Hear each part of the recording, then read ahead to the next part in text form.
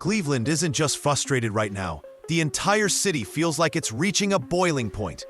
Week after week, losses stack up, explanations disappear, and every Sunday leaves fans with more questions than answers. But the tension didn't truly explode until Kevin Stefanski finally stepped up to a microphone and said something nobody expected. Instead of dodging the biggest topic in Cleveland, Shedeur Sanders, he dove straight into it. No excuses, no vague coach speak. He praised the rookie like a player knocking on the door of a starting job. He talked about Shedeur's sharp execution, his focus in meetings, even highlighted his red zone work as a bright spot behind the scenes. And in that single moment, everything flipped.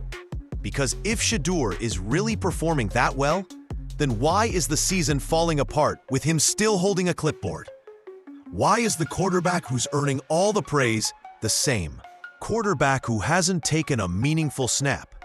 Stefanski's words didn't calm the fan base, they ignited it. Instead of clarity, the praise created suspicion. Instead of reassurance, it sparked theories. And instead of easing the pressure, it made the entire situation feel even stranger, like something deeper was happening behind closed doors. This wasn't a normal press conference. This was the moment fans realized the Browns' quarterback controversy wasn't just continuing. It was evolving into something far bigger, far more complicated, and far more revealing than anyone expected. What made Stefanski's comments so explosive wasn't just what he said, it was when he said it. After weeks of silence, after a stretch of losses that left Cleveland on edge, the head coach finally addressed the rookie everyone has been demanding to see.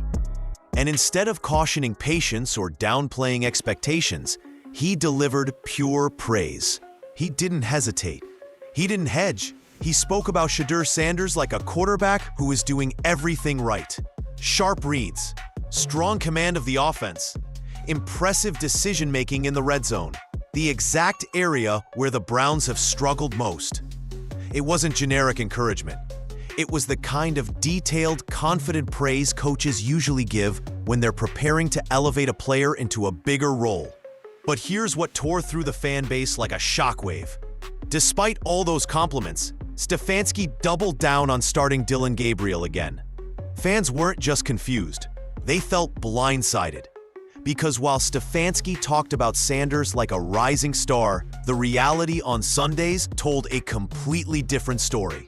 Gabriel kept starting, the offense kept sputtering, the season kept slipping, and the rookie earning glowing reviews stayed glued to the bench. That contradiction lit Cleveland on fire. The disconnect between Stefanski's words and his decisions made it impossible for fans to ignore the deeper question lurking beneath the surface. If Shedeur is as good as Stefanski says, why isn't he playing? It didn't sound like a coach cautiously protecting a young quarterback. It sounded like a coach defending someone he refuses to use. And that made the entire situation feel far more complicated than anyone expected. The tension truly exploded after the matchup against the New York Jets, a game the Browns should never have lost. For once, the offense didn't collapse. For once, Dillon Gabriel put together a stat line that looked serviceable. 167 passing yards, 2 touchdowns, and even some surprising success on the ground. It wasn't a breakout performance, but it was solid enough to keep Cleveland competitive. But the game didn't fall apart because of Gabriel. It fell apart because of something far more embarrassing: special teams. In a stunning and almost surreal meltdown, the Browns gave ... up 2 return touchdowns, 1 on a kickoff, 1 on a punt. 14 points handed away without the Jets' offense lifting a finger. Those weren't just mistakes, they were back-breaking, reputation-damaging errors. The kind of breakdowns that turn a winnable game into a demoralizing disaster. And that's exactly what happened. The moment that second return crossed the goal line, fans snapped. The outrage wasn't simply about losing. It was about how the team lost. The offense finally showed signs of life, yet the entire effort was erased by two preventable blunders. But the frustration didn't stop with special teams. It immediately circled back to the quarterback room. Because if the Browns can't win, even when Gabriel plays well, then why is the rookie with glowing practice reviews still untouched on the bench? This loss didn't introduce the controversy. It supercharged it.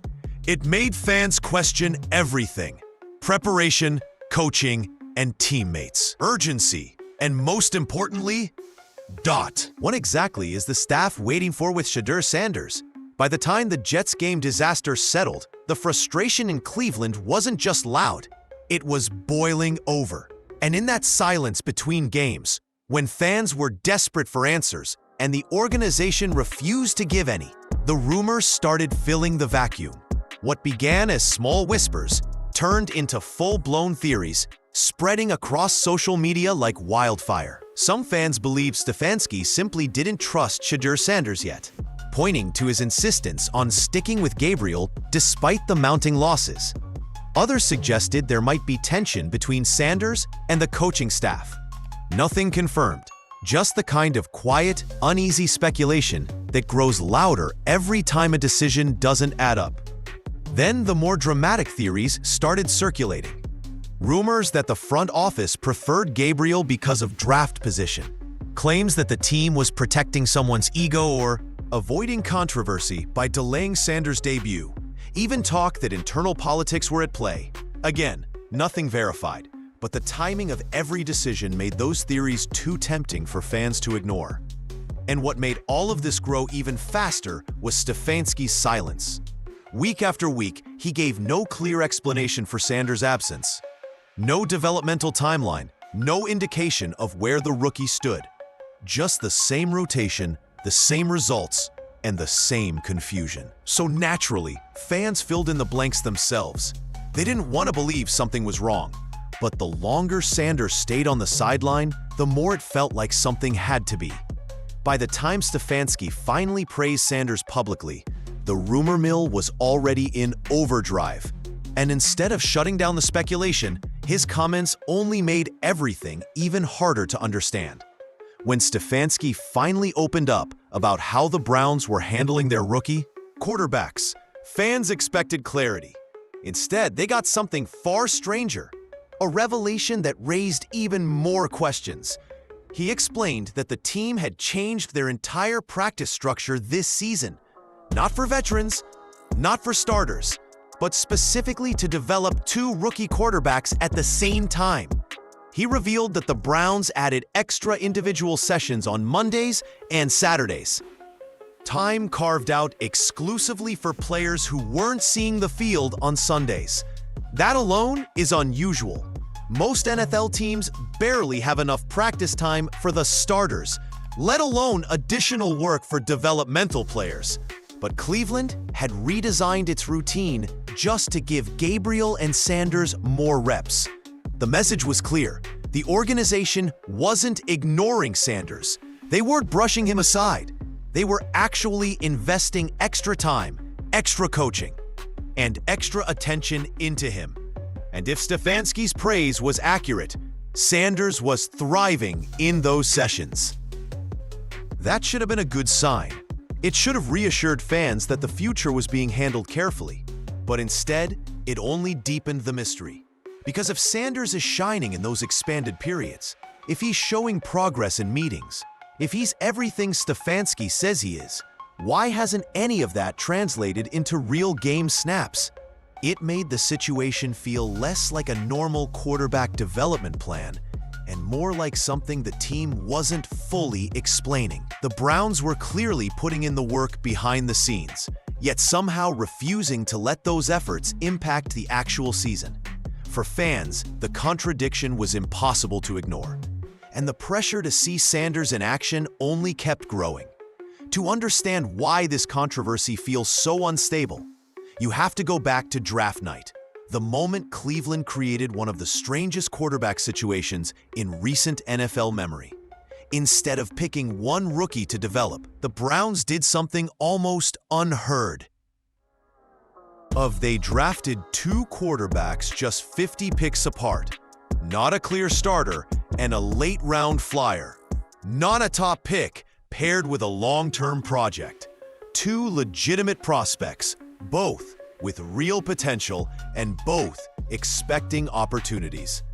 Dillon Gabriel went earlier, which usually signals the organization's chosen direction. But here's the twist.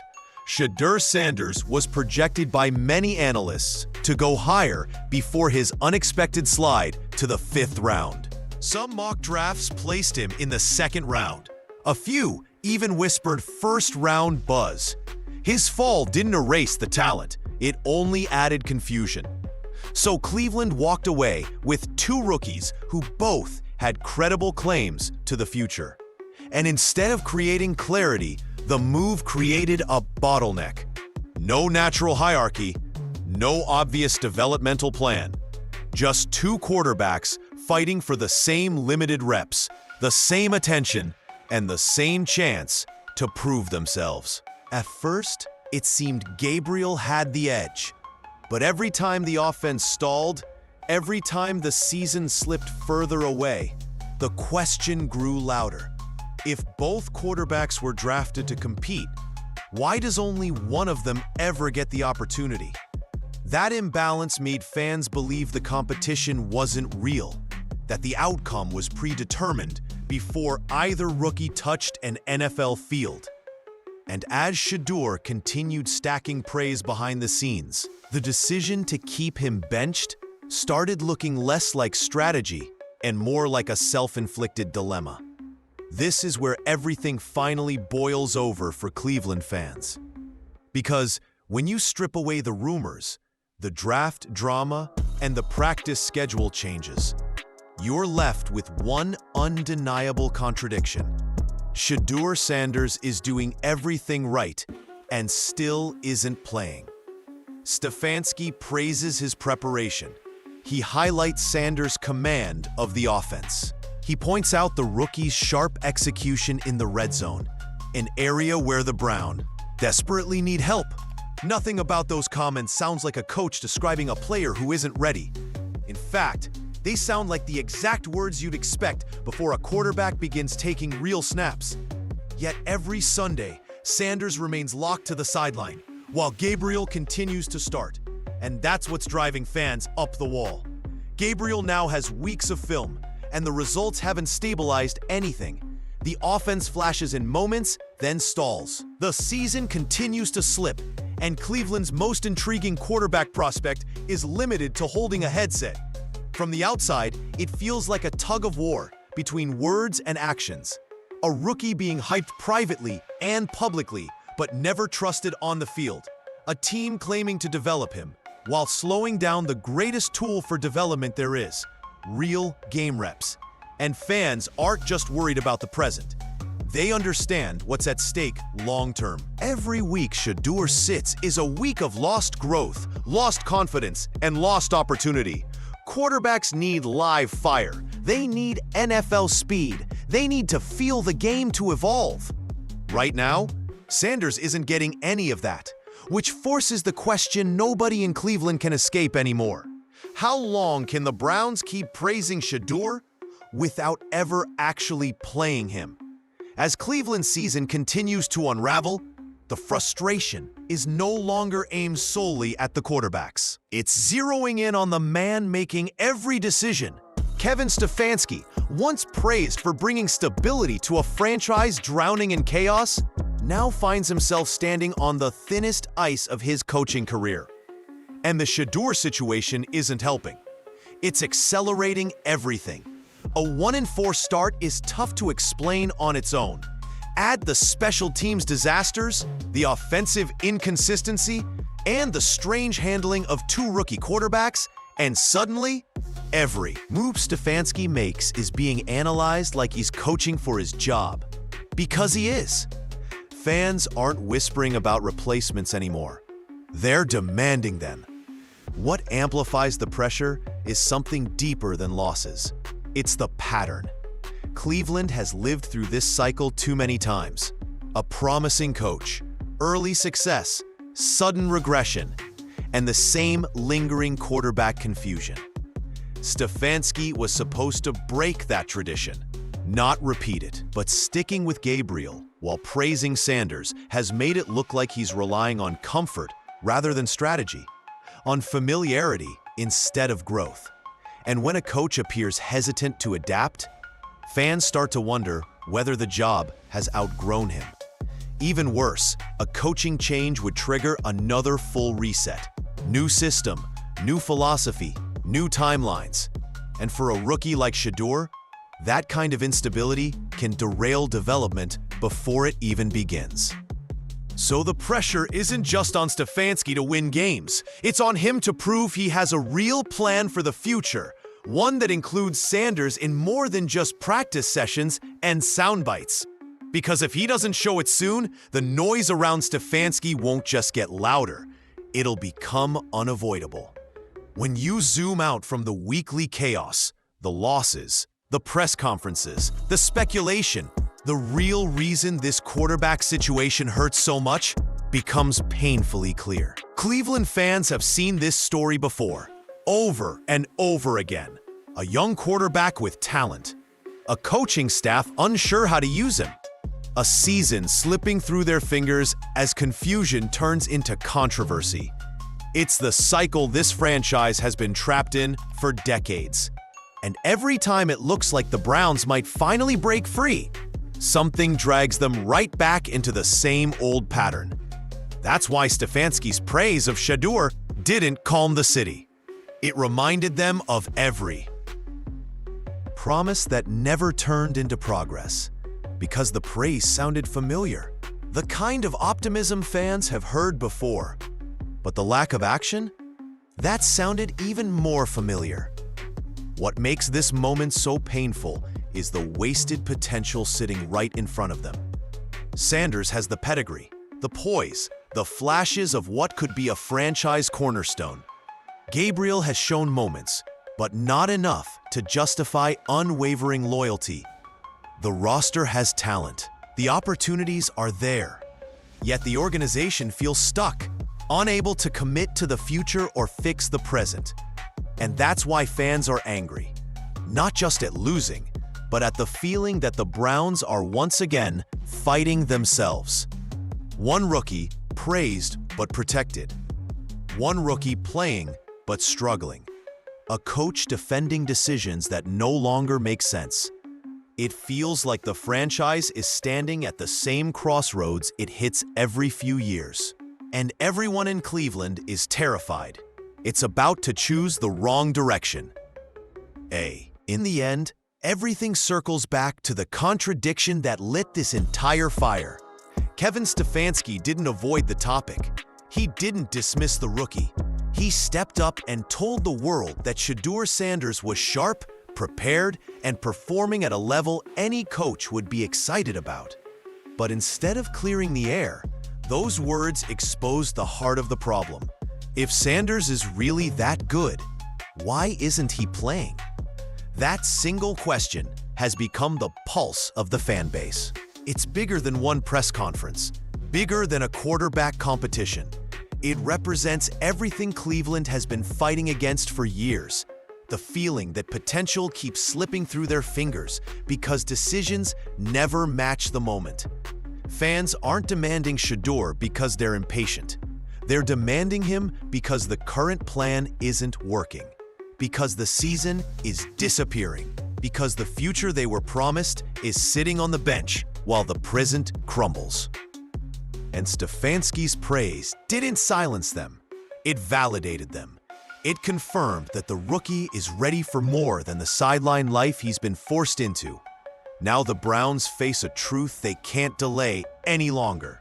Sticking with the same approach won't fix anything. Avoiding the decision won't calm the storm. And praising Sanders without playing him won't stop the clock. The next few weeks will decide everything. Not just who the starter is, but whether this franchise finally breaks the cycle that has defined it for decades, or falls right back into the same story Cleveland has lived far too many times, because eventually, the praise has to turn into opportunity, and the city is done waiting.